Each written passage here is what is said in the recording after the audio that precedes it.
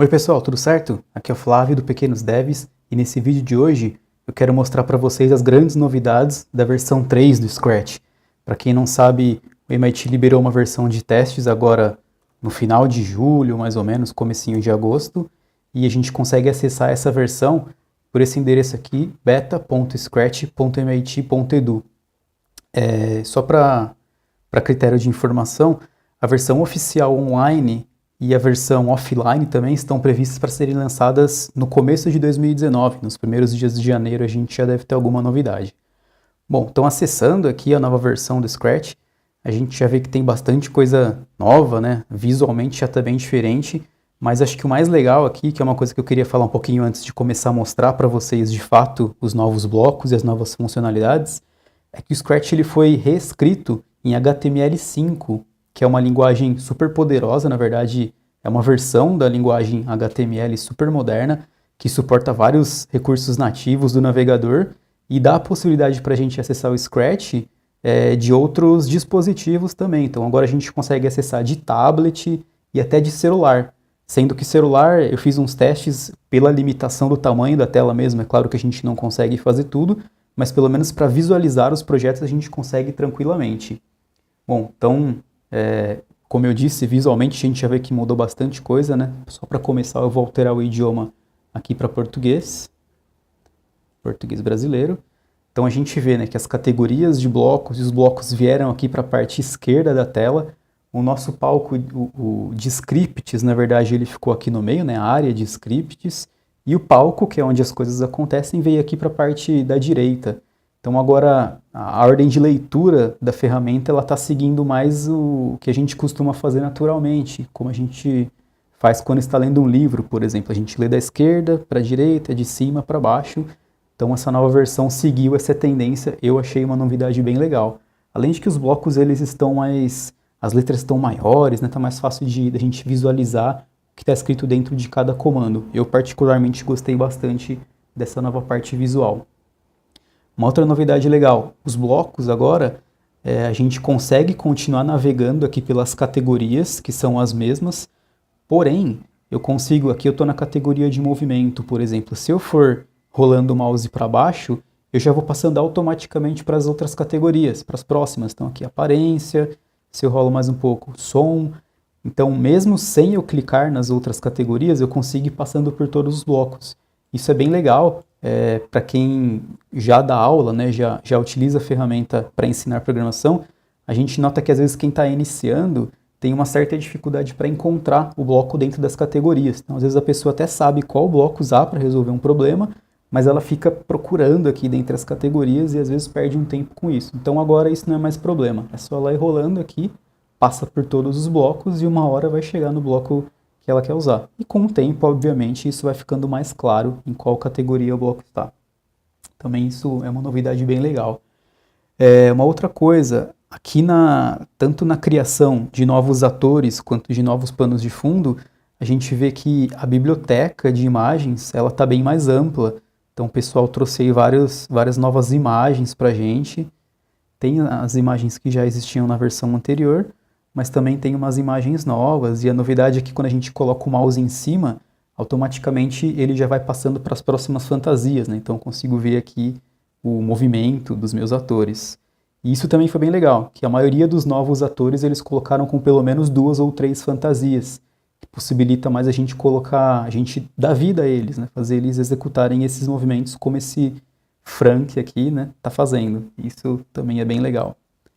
Então aqui nos panos de fundo a mesma coisa, vou selecionar um pano de fundo da biblioteca, a gente vê que também tem alguns novos. Acho que aqui não tem tanta novidade, é mais na parte de atores mesmo, mas para pano de fundo a gente vê também que tem umas coisas diferentes. Aqui um pano de fundo quadriculado, também tem novidade. E a biblioteca de sons também está aprimorada, então aqui só para mostrar para vocês, eu cliquei no ator, e aqui em cima a gente tem as abas, como a gente também tinha anteriormente, né? Uma aba para visualizar os códigos, outra para visualizar as fantasias e outra para visualizar os sons. Então aqui na de sons, se eu for escolher um som novo, eu já consigo visualizar aqui também sons novos. E também tem essa novidade, quando eu coloco o mouse em cima,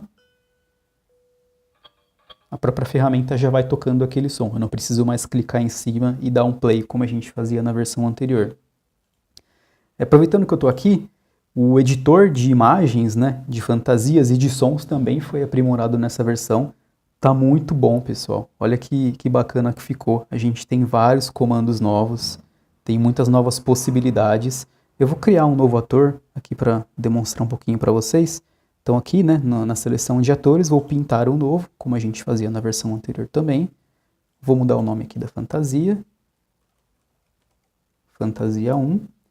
E por padrão a gente vê que ele já vem no modo de vetor, tendo a possibilidade para converter para bitmap, mas o padrão agora é vetor. E aqui eu consigo sair desenhando livremente, como eu fazia na versão anterior. Mas o que eu particularmente achei bem legal aqui é a seleção de cores.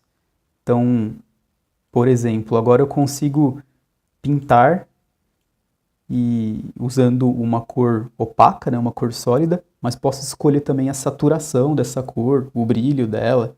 Então aqui para exemplificar, eu escolhi uma coisa parecida com a cor preta, vou pintar o cabelinho aqui, vou fazer um bonequinho qualquer, só para demonstrar para vocês. E se eu quero pintar o cabelo aqui, por exemplo, os olhos, eu posso pintar o olho tanto de uma cor opaca, de uma cor sólida, quanto de cores degradê. Isso eu achei bem bacana. Então, no degradê, por exemplo, eu posso colocar um degradê de verde para um azul. Um degradê de duas cores. E aí, quando eu pinto o olho, a gente nota que ele aplica o degradê dentro do olho. E também posso voltar aqui para a cor opaca a qualquer momento. Posso colocar o amarelo e pintar todo o rosto do boneco. Então tem essa novidade. E tem várias outras coisas que aí vocês precisam dar uma fuçada aí para visualizar melhor, mas a gente de cara vê que tem várias novas possibilidades no editor de imagem. O editor de sons também está aprimorado. Então aqui eu posso tanto escolher um som novo da biblioteca quanto gravar um som, e é isso que eu vou fazer para vocês. Então aqui, por exemplo, né? Eu sou o Flávio. Gravei esse som, eu posso cortar agora, se eu quiser selecionar só parte dele. Mas aqui nesse caso eu vou querer deixar ele inteiro, para exemplificar. Então ele já traz aqui para o editor de sons, eu consigo reproduzir. Eu sou o Flávio. E eu consigo aplicar efeitos também, como esse de robô. Eu sou o Flávio. Aí eu posso voltar esse efeito. Eu sou o Flávio. Adicionar um eco. Eu sou o Flávio. Um eco com robô. Eu sou o Flávio. Aí já está começando a ficar meio estranho. Eu sou o Flávio. Enfim, posso acelerar o som, posso deixar ele mais devagar, deixar mais alto, mais baixo, posso inverter o som. Ele fala de trás para frente, né? Fica bem estranho. Eu sou o Flávio. Então também tem essa novidade aí no editor de sons. E bom, voltando para os blocos mesmo, que aqui também tem novidade, tem alguns blocos novos que eu quero mostrar para vocês. Começando aqui pela parte de movimento, a categoria de movimento, tem um bloco novo que chama deslize por alguns segundos para uma posição aleatória, ou para o ponteiro do mouse, ou para um ator, por exemplo. Então isso não existia antes, o único bloco que existia antes era esse aqui, deslize alguns segundos para uma posição fixa. Esse aqui mantém, mas agora eu também tenho esse de deslizar para uma posição aleatória, por exemplo. E aí, se eu clico nele, eu vejo o meu ator deslizando por um segundo para posições aleatórias. Para quem faz game, pessoal, sabe que isso é bem útil. Então, os jogos geralmente têm muitas coisas aleatórias acontecendo aí no movimento dos personagens. Então, esse é o primeiro bloco. Aqui na categoria de aparência, a gente tem esses dois blocos aqui no final, que eles já existiam na versão anterior. Esse bloco me retorna o número da fantasia. Aqui, como esse ator só tem uma fantasia, ele retorna o número 1. Pano de fundo também, ele retorna um número, que no caso eu estou no pano de fundo 2. Porém, a novidade é que eu posso escolher aqui o nome da fantasia, que foi aquela que eu coloquei quando eu desenhei o ator fantasia 1, ou o nome do pano de fundo também. Então isso não existia na versão anterior, a gente só conseguia puxar o número, e agora a gente também consegue saber qual é o nome da fantasia que está vigente, né, naquele ator. Na aparência é isso. Aqui na categoria de sensores, a gente tem esse bloco Mude, modo de arrasto para arrastável. Isso aqui só para explicar rapidinho. Então, quando eu começo um projeto, quando eu dou play nele, eu não consigo arrastar nenhum ator, que eu estou clicando e tentando arrastar, não estou conseguindo. Por padrão, o Scratch não deixa fazer isso. Esse bloco é isso que ele me permite que aconteça. Então eu posso colocar aqui, quando eu clicar na bandeira verde, eu quero que o modo de arrasto desse ator passe a ser arrastável. Então quando eu der o play, a bandeira verde, eu vou conseguir arrastar esse ator agora pelo palco. O gato, como eu não coloquei esse bloco, continua não arrastando, né, o Félix. Porém, esse que eu desenhei eu consigo arrastar. Também é mais uma possibilidade dessa nova versão. Aqui na categoria de operadores, a gente tem um bloco que é esse aqui. Um texto contém outro texto. Ele retorna um booleano, né, um verdadeiro ou falso. E isso aqui ele simplesmente verifica se, nesse caso aqui, se a letra M está contida, né, na palavra maçã. Então, maçã contém a letra M? A gente sabe que sim. Então, se eu clicar em cima dele, ele retorna true, verdadeiro. Agora, se eu coloco um Z, por exemplo, a palavra maçã contém a letra Z? Não, não contém. Então, ele retorna false. Então, também é um bloco aí que é novidade. Aqui na categoria de variável, para exemplificar para vocês, eu vou precisar criar uma lista, que é disso que se trata esse novo bloco. Então, uma lista teste. Quando eu crio uma lista, ele já mostra aqui para mim todos os blocos para manipular lista. E aqui tem um novo bloco que é esse aqui, o número do item de alguma coisa que eu vou querer testar, de um texto que eu vou querer testar na lista. Como que isso funciona na prática? Eu vou criar alguns itens aqui na lista. Então a gente vê que a minha lista já veio aqui para o palco, nessa lista teste. Eu vou adicionar aqui item 1. Adicionei lá nela, já veio aqui para o canto. Vou adicionar um item 2. Vou adicionar um item 3. E tá bom aqui para o meu teste. Esse novo bloco, como que ele funciona? Ele procura dentro dessa lista se tem algum item com o nome que eu estou escrevendo aqui dentro. Então, por exemplo, se eu escrever item 1, eu quero que ele me retorne o número do item que contenha o texto item 1. Vamos ver o que ele retorna. Ele está retornando 1, porque na posição 1 eu tenho esse item com o nome de item 1. Se eu colocar item 3, ele me retorna o número 3, que é a terceira posição aqui dentro da minha lista. Agora, se eu coloco um item 9, por exemplo, que não existe na lista, aí ele me retorna 0. Então, o 0 é quando ele não encontra um item com esse texto dentro da lista que eu criei. Então, também é uma novidade aí para quem manipula listas no Scratch. Acho que de novidade de blocos, pelo menos por enquanto, que eu encontrei foi isso. Mas uma coisa que me deixou muito entusiasmado dessa nova versão é o sistema de extensões, que é esse ícone aqui, adicionar uma extensão. Quando eu clico nele, a gente já pode notar algumas categorias de extensão, né? Então, algumas possibilidades de conectar o Scratch a outras coisas. Alguns blocos que existiam anteriormente, eles colocaram dentro dessas extensões. Então, por exemplo, música, caneta e detecção de vídeo já existia na versão anterior, porém eles tornaram isso agora extensões. Então, aqui a caneta, por exemplo, se eu clico nela, ele já habilita aqui uma nova categoria chamada caneta, e mostra aqui os blocos correspondentes a essa extensão, né? Que agora é uma extensão. Então, para quem gosta de desenhar usando a caneta, precisa entrar agora nessa extensão caneta. Detecção de vídeo é a mesma coisa. Se eu clico aqui, ó, já habilitou aqui minha webcam, vocês estão me vendo. Só de habilitar essa extensão, ele já está me mostrando aqui no vídeo. Para vocês não me verem, eu vou desligar aqui o vídeo. Só para exemplificar como funciona. E, bom, então essas são as extensões que já existiam, entre aspas, na versão anterior, só que não em formato de extensão. E tem algumas novidades também, como aqui o tradutor Google. Agora a gente consegue em tempo real traduzir palavras, né? Então eu posso arrastar isso para cá e fazer esse meu bonequinho que eu desenhei, por exemplo, dizer olá em inglês. Então eu quero que o meu boneco diga olá em inglês.